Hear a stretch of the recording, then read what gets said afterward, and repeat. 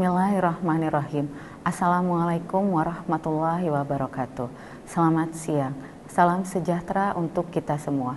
Perkenalkan, nama saya adalah Dr. Indri Mahrani, MCAT PA, SPPA. Saat ini saya bertugas sebagai dosen tetap di program studi pendidikan dokter Fakultas Kedokteran Universitas Islam Sumatera Utara pada mata kuliah biomedik dengan peminatan patologi anatomi, dan NIDN saya adalah 0103098101. Riwayat pendidikan saya yaitu saya menyelesaikan pendidikan profesi dokter di Fakultas Kedokteran Universitas Islam Sumatera Utara pada tahun 2006. Kemudian saya menyelesaikan program pendidikan dokter spesialis patologi anatomi pada tahun 2018 di Fakultas Kedokteran Universitas Sumatera Utara, dan saat ini saya sedang menjalankan pendidikan S3 di Fakultas Kedokteran bagian S3 Kedokteran pada Universitas Sumatera Utara. Metode pembelajaran yang diterapkan di Fakultas Kedokteran Universitas Islam Sumatera Utara yaitu berdasarkan pada kurikulum berbasis kompetensi atau KBK yang berpedoman kepada SKDI 2024, di mana proses pembelajaran di Fakultas Kedokteran Universitas Islam Sumatera Utara dijalankan dengan strategi pembelajaran SPICES dengan melibatkan program-program Student Center Learning, Problem Based Learning atau PBL, Intelligent Community Based Learning, elektif dan sistematik dengan strategi utama belajar berdasarkan masalah atau Problem Based Learning atau PBL. Saya menjalankan profesi sebagai dosen di Fakultas Kedokteran Universitas Islam Sumatera Utara yaitu dengan berperan aktif dalam proses mengajar mahasiswa pada beberapa modul dengan beberapa cara, yaitu dengan pemberian materi melalui kuliah pakar, SGD atau tutorial, kemudian diikuti dengan skill lab serta praktikum. Salah satu modul yang melibatkan saya adalah modul biomedik 2 bersama dengan tim teaching Fakultas Kedokteran Universitas Islam Sumatera Utara, di mana saya berperan sebagai salah satu kontributor dalam modul tersebut dengan fokus patologi anatomi. Modul biomedik dilaksanakan pada trimester 1 tahun pertama, di mana modul ini merupakan modul ketiga dan berlangsung selama 4 minggu. Capaian pembelajaran mata kuliah patologi anatomi pada modul ini adalah yaitu 1. CPMK 1, di mana mengajarkan mengenai aspek biomedik dasar tentang inflamasi dan neoplasma dengan fokus pada konsep dasar inflamasi. CPMK 2 mengajarkan prinsip dan konsep dasar neoplasma. CPMK 3 pengaplikasian tanda radang dari pemeriksaan patologi anatomi.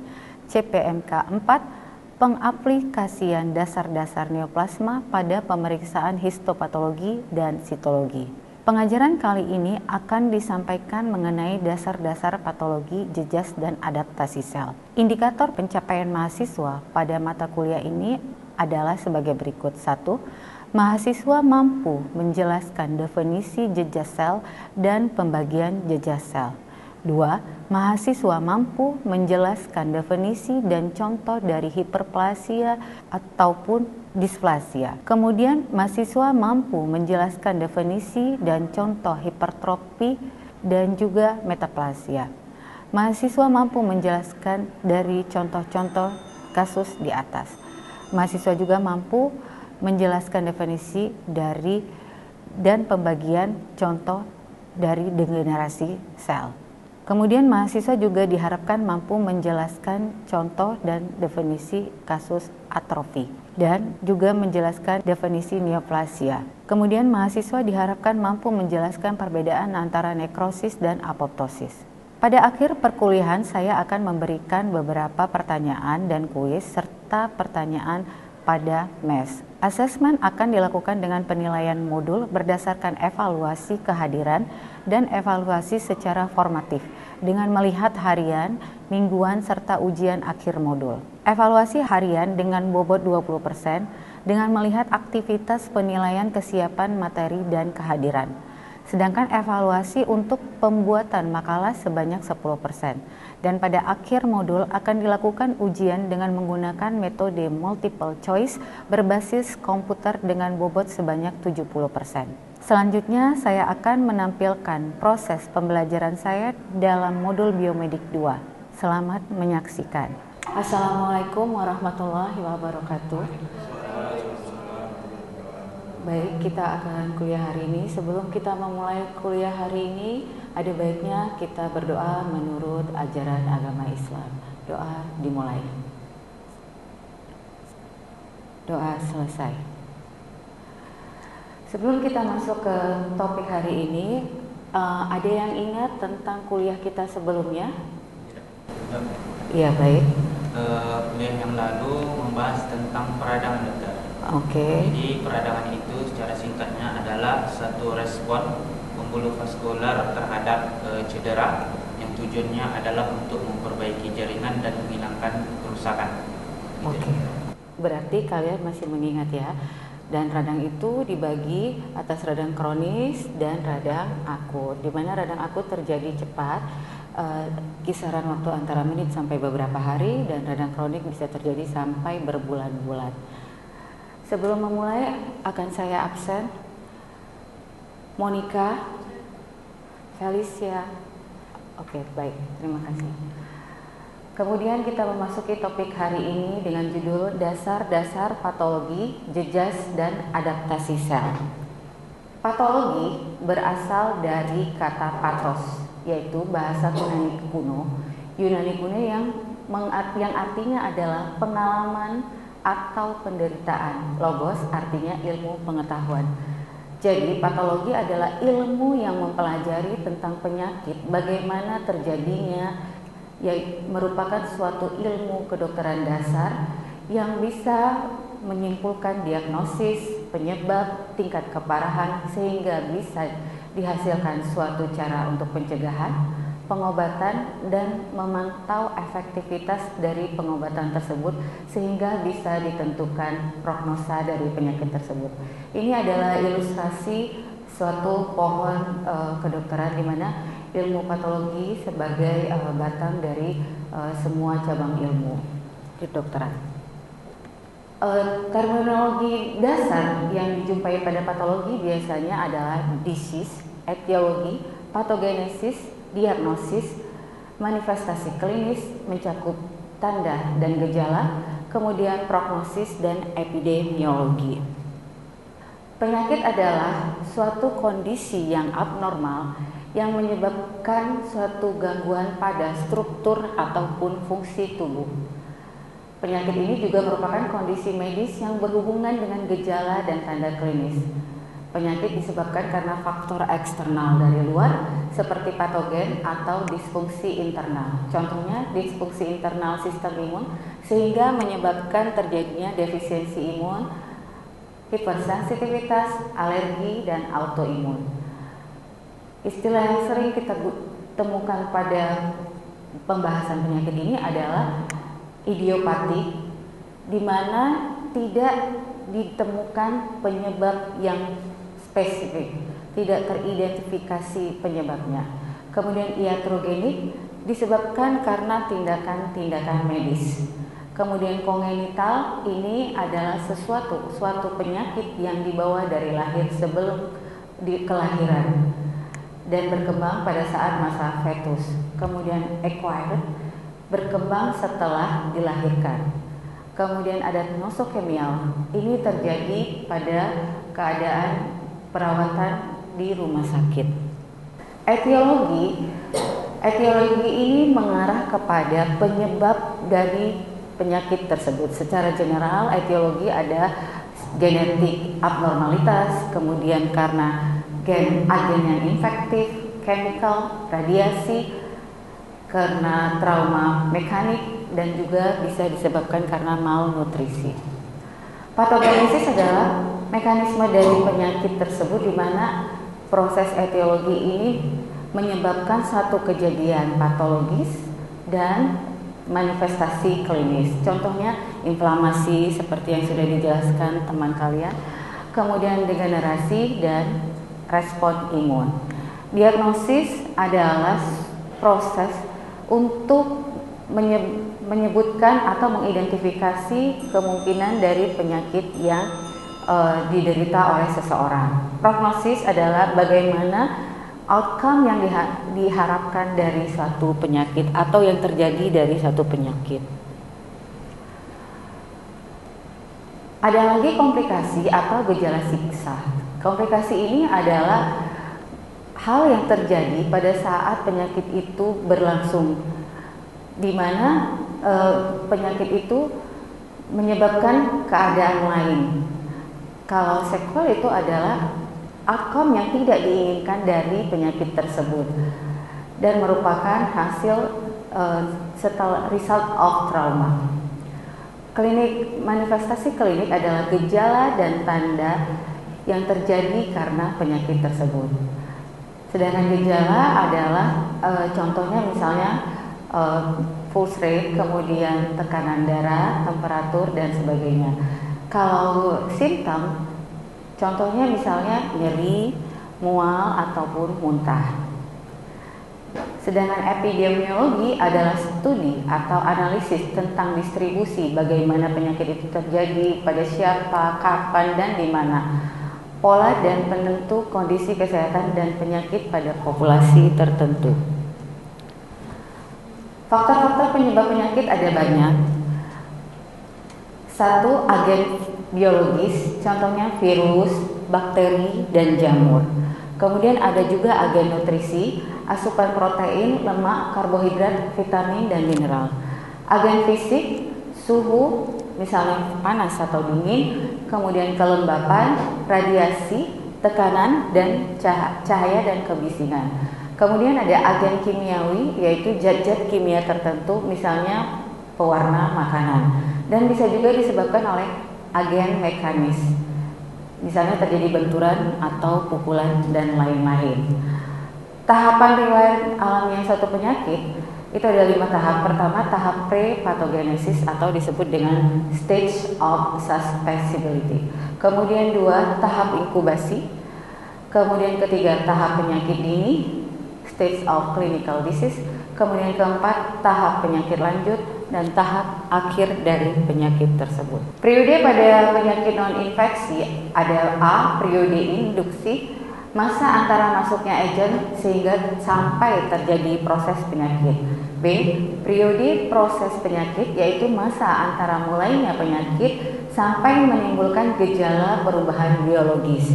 C, periode penyakit belum terdeteksi. D, lead time, di mana masa antara dapat terdeteksinya penyakit dengan terdiagnosanya melalui gejala. E, periode laten, di mana pada keadaan fase C sampai D dilakukan uji lab. Dan klinis, ini merupakan analogi atau gambaran perjalanan masa inkubasi pada penyakit infeksi. Kemudian kita memasuki adaptasi sel. Adaptasi sel itu bisa terjadi secara fisiologis dan patologis. Yang fisiologis itu adalah adaptasi sel yang terjadi secara normal, misalnya pada hormon dan mediator kimia. Yang patologis terjadi pada keadaan abnormal, misalnya disebabkan oleh stres pada sel. Perubahan reversibel dari jumlah, ukuran, fenotip, dan metabolisme fungsi sel dapat memberikan respon terhadap perubahan lingkungan. Normal sel, jika terjadi injury, maka ada terjadi sel adaptasi. Kemudian kalau normal terjadi injury, bisa terjadi sel degenerasi, kembali lagi ke normal, atau terjadinya kematian sel yang disebut nekrosis atau apoptosis. Adaptasi seluler di bawah kondisi normal, sel harusnya secara konstan mengadaptasi perubahan dari keadaan lingkungan, baik secara psikologi ataupun secara patologi. Yang terjadi adalah beberapa keadaan, yaitu atrofi, hipertrofi, hiperplasia, displasia, dan metaplasia. Atrofi ditandai dengan menurunnya ukuran masing-masing sel dan menurunnya jumlah sel dalam jaringan setelah sel tersebut mencapai ukuran atau jumlah yang normal. Akibatnya kehilangan bahan sel. Penyebab atrofi ada beberapa. Salah satunya contohnya berkurangnya beban kerja, hilangnya persarapan, berkurangnya perbekalan darah yang merupakan kelainan dari vaskularisasi, nutrisi yang tidak memadai, dan hilangnya rangsangan hormonal atau disebut dengan hormonal atrofi. Atrofi fisiologis atau involusi yaitu mengecilnya, contoh ya, mengecilnya uterus setelah melahirkan. Kemudian contoh lain, mengecilnya payudara setelah anak selesai masa menyusui, yaitu 2 tahun. Kemudian pada keadaan lumpuh di mana lengan dan kakinya mengecil karena otot tidak pernah atau jarang digerakkan, sehingga sel-sel otot tersebut menyusut ukuran dan fungsinya. Berikut adalah contoh dari gambaran atrofi. Bisa kita lihat gambar yang paling atas kan menunjukkan otot yang normal, kemudian di sebelahnya yang atrofi. Kemudian ada lagi istilah hipertrofi, di mana pada hipertrofi ini terjadi penambahan ukuran dari sel dan sehingga menyebabkan penambahan dari ukuran organ. Berikut adalah contoh sel-sel normal, atrofi dan hipertrofi, sehingga bisa dibandingkan untuk ilustrasi penggambaran dari setiap keadaan sesuai dengan definisinya masing-masing. Di mana kita lihat sel normal gambaran paling atas, kemudian di bawahnya ilustrasi untuk keadaan sel pada keadaan atrofi, dan di bawahnya adalah keadaan pada hipertrofi. Contoh hipertrofi yang lain adalah pada kasus adenoid hipertrofi, contoh gambar di atas. Kemudian pada otot seorang olahragawan yang exercise, kemudian pada otot jantung. Kemudian kita masuk pada hiperplasia. Hiperplasia ini adalah keadaan di mana terjadi peningkatan jumlah sel pada organ karena peningkatan proses mitosis atau pembelahan sel. Hipertrofi, peningkatan volume organ atau jaringan karena pembesaran komponen sel. Sedangkan hiperplasia adalah ukuran selnya tetap, tapi jumlah selnya bertambah. Berikut adalah ilustrasinya sehingga bisa didapatkan perbedaan antara hiperplasia dan hipertrofi. Di mana pada sel normal, sel size-nya seragam besarnya. Kemudian terjadi hipertrofi, terjadi pembesaran sel dan organnya ikut membesar. Kemudian terjadi hiperplasia di mana jumlah selnya yang bertambah tapi ukurannya sama dengan jumlah sel normal dan menyebabkan perubahan atau penambahan ukuran dari organ.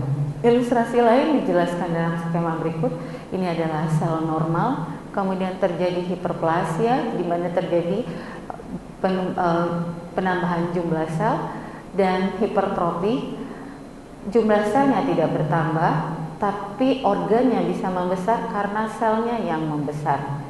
Kemudian pada kasus lain bisa terjadi keduanya, yaitu hiperplasia dan hipertrofi bersamaan, di mana terjadi penambahan jumlah sel dan pembesaran ukuran sel sehingga organ juga membesar. Berikut adalah ilustrasi juga yang sama untuk keadaan hiperplasia dan hipertrofi dan juga kombinasi antara hiperplasia dan hipertrofi. Jadi keadaan hiperplasia dan hipertrofi bisa terjadi bersamaan. Keadaan ini juga hal yang terjadi pada BPH, bisa kita lihat pada keadaan normal di mana urin bisa tidak ada sumbatan atau tidak ada halangan sehingga bisa mengeluarkan urin secara normal dan keseluruhan. Sedangkan pada BPH seakan ada penghambat karena ada kejadian BPH sehingga menurunkan atau mengeluarkan urin tersendat. dan merupakan gejala klinis dari BPH. Kemudian contoh lain adalah yang terjadi pada endometrium. Gambar yang kanan ini menyebutkan bahwa ini adalah keadaan endometrial hiperplasia. Sedangkan keadaan ini adalah gambaran dari endometrium yang normal. Gambar di atas juga menunjukkan keadaan pada BPH secara klinis. Kemudian ini adalah gambaran dari endometrial hiperplasia, di mana kita lihat kelenjar-kelenjarnya sudah ada pembesaran dan sudah tidak dalam keadaan normal. Kemudian istilah lain adalah displasia. Pada keadaan displasia ini terjadi perkembangan sel dan jaringan yang tidak normal, sering di bidang onkologi ataupun pada keganasan, penyakit keganasan. Dan displasia ini merupakan keadaan awal kanker. Pembagiannya pertama ada mild displasia atau displasia pada grade 1. Di mana di sini terjadi proliferasi atau hiperplasia dari sel basal dan parabasal lapisannya, di mana belum sampai keluar dari epitelium.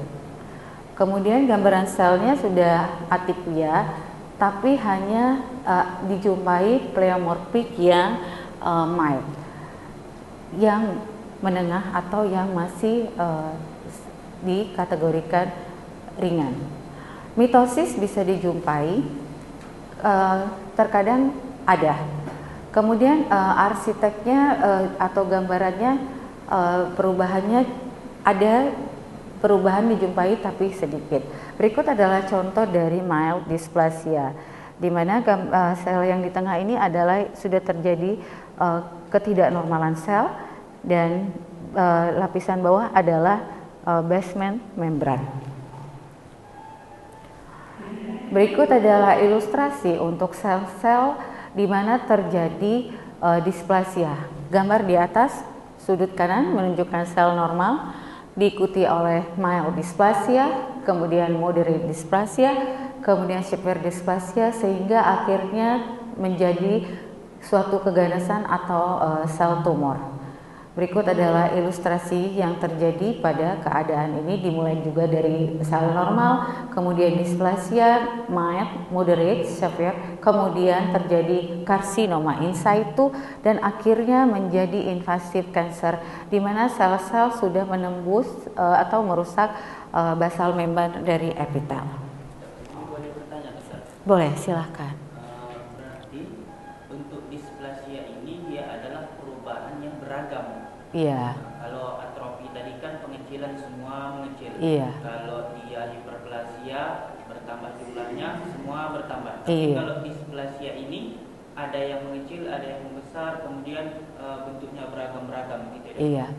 Hipertrofi atau hiperplasia bisa terjadi pada keadaan fisiologis atau patologis dan patologis.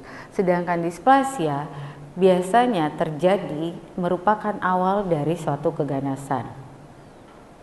Kemudian kita lanjutkan pada metaplasia. Metaplasia adalah suatu transformasi satu jenis sel yang berdiferensiasi menjadi tipe sel lainnya. Jadi suatu sel dewasa berubah menjadi sel dewasa lainnya. Hal ini terjadi karena proses pematangan normal atau semacam bisa juga disebabkan karena rangsangan yang abnormal, sehingga sel aslinya tidak kuat lagi menahan lingkungannya, sehingga berubah menjadi jenis sel lain yang cocok untuk lingkungan tersebut. Jika stimulus dihilangkan, maka keadaan ini bisa atau selnya bisa balik ke jaringan normal. Pada gambaran mikroskopik atau histopatologi, jaringan nekrosis akan menunjukkan satu area yang tidak dijumpai adanya sel, seperti yang ditunjukkan pada gambar berikut yang ditunjukkan oleh gambar panah. Jadi ini adalah area nekrosis. Baik, silahkan.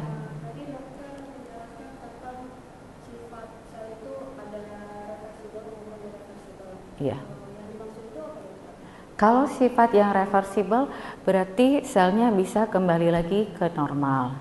Sedangkan yang irreversible, selnya tidak bisa kembali lagi ke normal. Contoh yang irreversible ini yang kita bahas yaitu yang terjadi pada nekrosis atau apoptosis. Baik. Kemudian kita lanjutkan pola morfologi nekrosis, ada jenisnya, ada beberapa, yaitu koagulatif, likuifaktif, gangren, kaseosa, lemak, dan fibrinoid. Berikut adalah contoh dari nekrosis yang koagulatif. Kemudian ini adalah contoh dari nekrosis likuifaktif. Kemudian berikut adalah nekrosis kaseosa, di mana nekrosis kaseosa ini khas dijumpai pada keadaan TB atau tuberkulosis. Ini adalah gambaran dari mikroskopik suatu pasien atau suatu jaringan TB yang diambil dari gambaran makroskopik berikut. Nah, gambaran nekrosisnya ditunjukkan oleh area ini. Area ini adalah merupakan area nekrosis, dan ini adalah multinukleotik giant cell yang biasanya khas dijumpai pada kasus tuberkulosis. Apoptosis berasal dari bahasa Yunani juga, berasal dari kata apo dan ptosis, yaitu jatuh, di mana ini merupakan mekanisme biologi yang menyebabkan satu jenis kematian sel yang terprogram. Digunakan organisme multisel untuk membuang sel yang sudah tidak diperlukan tubuh lagi. Nah, apoptosis bisa terjadi secara fisiologis dan patologis. Baik, terima kasih. Demikian kuliah kita hari ini. Sebelum saya tutup, apakah ada yang mau bertanya? Baik, silakan. Mengenai adaptasi sel ini, itu mengapa ya penting buat kita pelajari pada dunia kedokteran klinis seperti ini? Baik, bagus sekali pertanyaannya. Terima kasih. Dengan mempelajari adaptasi sel, di mana adaptasi sel ini merupakan suatu respon terhadap stres yang disebabkan pada sel, sehingga kita bisa membedakan mana keadaan yang fisiologis atau suatu keadaan yang sudah mulai menuju suatu penyakit. Demikian, mengerti? Oke, terima kasih. Sebelum saya tutup lagi, saya akan memberikan tugas, tolong dikumpul dalam bentuk makalah minggu depan kepada komtingnya. Tugas cari gambar dan ilustrasi serta penjelasan untuk istilah-istilah yang kita pelajari hari ini, yaitu hipertrofi, hiperplasia, atrofi, displasia, dan metaplasia. Masukkan contohnya dalam bentuk gambar makroskopik dan mikroskopik serta penjelasannya. Dikumpul minggu depan. Sebelum kita akhiri, mari kita ucapkan alhamdulillah. Terima kasih atas kuliah hari ini. Assalamualaikum warahmatullahi wabarakatuh. Demikianlah video pembelajaran ini saya persembahkan dalam unjuk karya PDD UKTPT dalam memenuhi sertifikasi dosen tahun 2026. Semoga bermanfaat untuk mahasiswa dan umumnya masyarakat. Wassalamualaikum warahmatullahi wabarakatuh.